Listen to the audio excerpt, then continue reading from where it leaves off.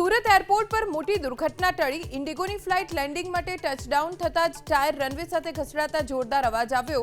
પાયલટે તાત્કાલિક ફરી take off કરી લેતા લોકોના જીવ બચ્યા। સુરતના ડેપ્યુટી કમિશનર સ્વાતિ દેસાઈએ આપ્યું રાજીનામું। અચાનક જ રાજીનામું આપતા અનેક તર્ક વિતર્ક। પારિવારિક કારણોસર રાજીનામું આપ્યું હોવાનું જણાવ્યું।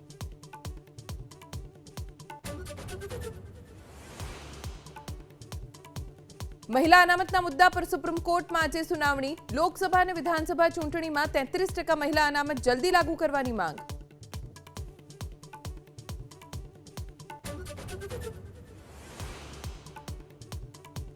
सत्तर वर्ष बाद बांग्लादेश में बीएनपी ની બમ્પર વાપસી। 200 થી વધુ सीट पर जीत। अमेरिकाना राजदूते तारिक रहमान ने आप्या अभिनंदन।